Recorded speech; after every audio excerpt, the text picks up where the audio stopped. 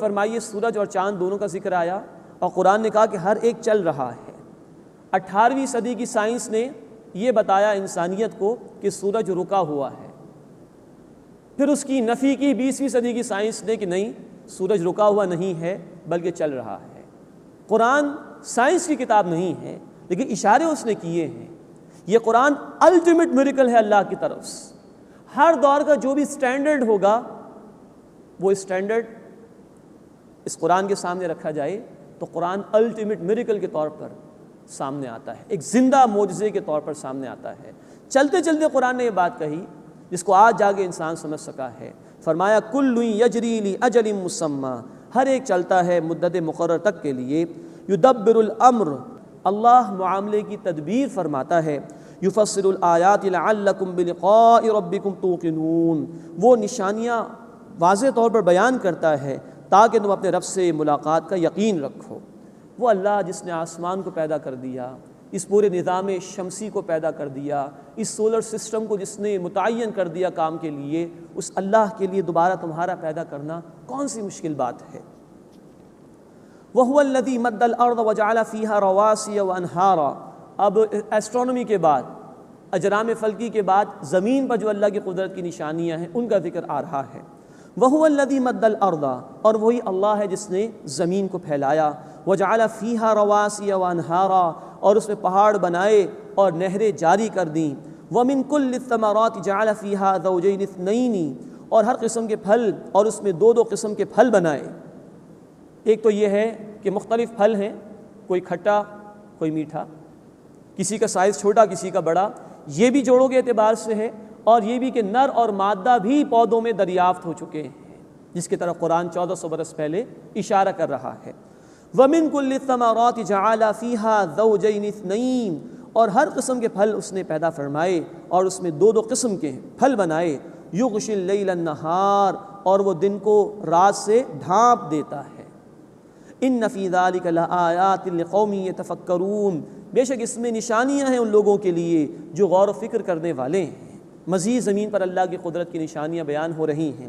وَفِي الْأَرْضِ قِطَعٌ مُتَجَاوِرَاتٌ، اور زمین میں قریب قریب قطاعات ہیں، مختلف بھی ہیں ایک دوسرے سے لیکن قریب قریب ہیں۔ وَجَنَّاتٌ مِّنْ أَعْنَابٍ وَزَرْعٌ وَنَخِيلٌ، اور باغات ہیں انگوروں کے اور کھیتیاں اور کھجور۔ صِنْوَانٌ وَغَيْرُ صِنْوَانٍ، ایک جڑ سے دو تنوں والی اور بغیر تنوں والی بھی۔ ایسے بھی درخت ہیں کہ ایک جڑ سے دو تنے نکل جاتے ہیں درخت کے، اور کسی میں ایک کا معاملہ بھی ہے۔ طرح طرح کی چیزیں اللہ نے پیدا کی۔ یسقى بماء واحد، ایک ہی پانی سے سیراب کی جاتی ہیں۔ اب غور فرمائیے، زمین ایک ہے، سورج کی روشنی آ رہی ہے وہ بھی ایک ہے، جو پانی زمین میں جا رہا ہے وہ بھی ایک ہے، اور پیدا ہونے والی چیزیں اتنی کہ جس کا شمار کرنا ممکن نہیں۔ قرآن کہتا ہے سورۃ النحل آیت نمبر 18 اور سورہ ابراہیم آیت نمبر 34 میں، وَإِن تَعُدُّوا نِعْمَةَ اللَّهِ لَا تُحْصُوهَا، اگر تم اللہ کی نعمتوں کو شمار کرنا چاہو بھی تو شمار نہیں کر سکتے۔ فَبِأَيِّ آلَاءِ رَبِّكُمَا تُكَذِّبَانِ، 31 مرتبہ قرآن کہتا ہے سورۃ الرحمن میں، بس تم اپنے رب کی کن کن نعمتوں کو جھٹلاؤ گے، اس کی کن کن قدرتوں کا انکار کرو گے۔ یہ ہے اس زمین کا ذرہ ذرہ اللہ کی معرفت کی دلیل ہے، اللہ کی توحید کے نظارے ہمارے سامنے پیش کر رہا ہے۔ وَنُفَضِّلُ بَعْضَهَا عَلَى بَعْضٍ فِي الْأُكُلِ، اور ہم فوقیت دیتے ہیں ان میں سے ایک کو دوسرے پر ذائقے کے اعتبار سے، کوئی زیادہ میٹھا کوئی کم، کسی میں زیادہ تاثیر ہے کسی اعتبار سے کسی میں کم۔ إِنَّ فِي ذَلِكَ لَآيَاتٍ لِقَوْمٍ يَعْقِلُونَ، بے شک اس میں نشانی ہے ان لوگوں کے لیے جو عقل سے کام لیتے ہیں۔ وہی اللہ ہے، اس نے طرح طرح کے پھل اور پودے پیدا کیے ہیں، اسی اللہ نے مختلف قسم کے لوگ پیدا کیے، مختلف صلاحیتیں اللہ نے ان کو عطا فرمائی۔ جیسے پھلوں اور سبزیوں اور فصلوں کی تاثیر الگ الگ ہے، ایسے ہی انسانوں کے اعمال بھی الگ الگ ہیں، انہی اعمال کی بنیاد پر ان کے نتائج بھی الگ الگ ہوں گے۔ إِنَّ فِي ذَلِكَ لَآيَاتٍ لِقَوْمٍ يَعْقِلُونَ، بے شک اس میں نشانی ہے ان لوگوں کے لیے جو عقل سے کام لیتے ہیں۔ وَإِن تَعْجَبْ فَعَجَبٌ قَوْلُهُمْ، اور اگر اے نبی صلی اللہ علیہ وسلم آپ تعجب کریں تو ان کا یہ کہنا عجیب بات ہے۔ أَإِذَا كُنَّا تُرَابًا أَإِنَّا لَفِي خَلْقٍ جَدِيدٍ، کیا جب ہم مٹی ہو جائیں گے تو دوبارہ نئی زندگی دیے جائیں گے؟ اولئک الذین کفروا بربہم، یہ وہ لوگ ہیں جنہوں نے اپنے رب کا انکار کیا، واولئک الاغلال فی اعناقہم، اور یہی وہ ہیں کہ جن کی گردنوں میں طوق ہوں گے، واولئک اصحاب النار، اور وہی آگ والے ہیں، ہم فیہا خالدون، وہ اس میں ہمیشہ ہمیشہ رہیں گے۔ یعنی کہ ان کو اس بات پر تعجب ہو رہا ہے کہ اللہ دوبارہ پیدا کر دے گا۔ اللہ نے کتنی نشانیں بیان، بیج مردہ ہوتا ہے اللہ اس کو زندگی دے دیتا ہے، معمولی سے بیج سے بہت بڑا درخت اللہ پیدا کر دیتا ہے، تم مردہ ہو جاؤ گے تمہیں اللہ دوبارہ زندگی عطا فرما دے گا۔ لیکن یہ ان کی گردنوں میں طوق ہوں گے۔ دنیا میں معاملہ یہ تھا کہ باپ دادا کی جھوٹی تقلید اور غلط پیروی کے طوق ان کے گلوں میں تھے، جس کی وجہ سے انہوں نے حق کا انکار کیا۔ فرمایا کہ اولئک اصحاب النار، یہی آگ والے ہیں، ہم فیہا خالدون، اس میں ہمیشہ ہمیشہ رہیں گے۔ اللہم اجرنا من النار، اے اللہ ہمیں آگ کے عذاب سے محفوظ فرما۔ وَيَسْتَعْجِلُونَكَ بِالسَّيِّئَةِ قَبْلَ الْحَسَنَةِ، اور اے نبی صلی اللہ علیہ وسلم وہ آپ سے رحمت سے پہلے جلد عذاب مانگتے ہیں۔ وَقَدْ خَلَتْ مِن قَبْلِهِمُ الْمَثُلَاتِ، حالانکہ گزر چکی ہیں ان سے قبل سزائیں۔ یہ مخالفت کر رہے ہیں اور کہہ رہے ہیں کہ عذاب دکھا دیجئے۔ گزشتہ قوموں کے حالات ان کے سامنے بیان ہو رہے ہیں جن کو اللہ نے برباد کر دیا تھا۔ وَإِنَّ رَبَّكَ لَذُو مَغْفِرَةٍ لِلنَّاسِ عَلَىٰ ظُلْمِهِمْ، اور بے شک اے نبی صلی اللہ علیہ وسلم آپ کا رب ان کے ظلم کے باوجود لوگوں کے لیے مغفرت والا ہے۔ وَإِنَّ رَبَّكَ لَشَدِيدُ الْعِقَابِ، اور یقین آپ کا رب سخت عذاب دینے والا بھی ہے۔ یہ دونوں شانیں سامنے رہنی چاہیے، اللہ عذاب بھی دے سکتا ہے، اللہ رحمت فرمانے والا بھی ہے۔ وَيَقُولُ الَّذِينَ كَفَرُوا، اور کافر کہتے ہیں لَوْلَا أُنزِلَ عَلَيْهِ آیَةٌ مِّن رَّبِّهِ، کہ ان کے رب کی طرف سے ان پر کوئی نشانی نازل کیوں نہیں ہو جاتی۔ انما انت منذر، اے نبی صلی اللہ علیہ وسلم بے شک آپ تو خبردار کرنے والے ہیں۔ وَلِكُلِّ قَوْمٍ ہَادٍ، اور ہر قوم کے لیے ہدایت دینے والا ہوا ہے۔ مراد یہ کہ جو فرمائشی معجزات کا مطالبہ کر رہے ہیں کہ یہ دکھا دیا جائے وہ دکھا دیا جائے، یہ ان کو نہیں دیا جائے گا۔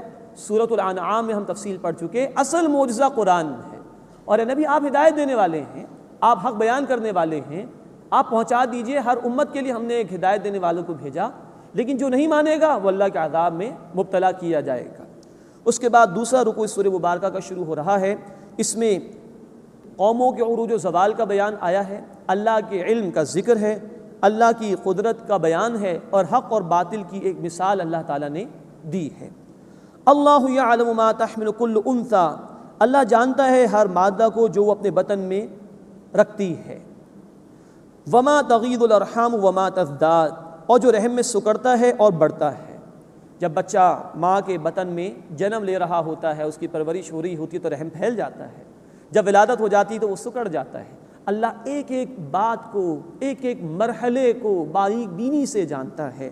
وَكُلُّ شَيْءٍ عِندَهُ بِمِقْدَارٍ، اور اس کے نزدیک ہر چیز کا اندازہ مقرر ہے۔ یہ بچہ کب پیدا ہوگا، اس کی غذا کتنی ہوگی، اس کے اعمال کیسے ہوں گے، اس کا خاتمہ کیا ہوگا، ہر شے اللہ جانتا ہے۔ عالم الغیب والشہادہ، واللہ غیب اور ظاہر کا جاننے والا ہے۔ الکبیر المتعال، سب سے بڑا بلند مرتبے والا ہے۔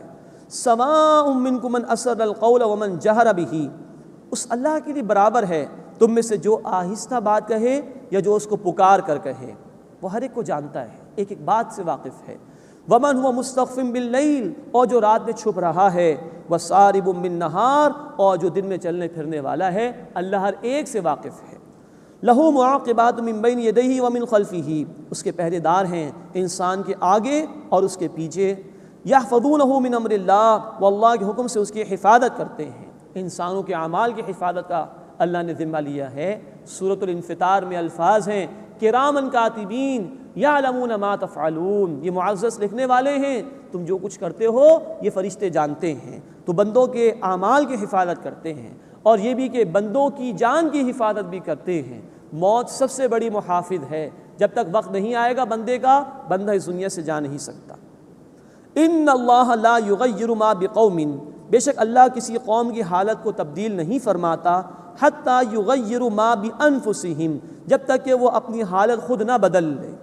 یہ اللہ تعالیٰ کا بڑا اہم قانون بیان ہوا ہے قوموں کے عروج اور زوال کے حوالے سے۔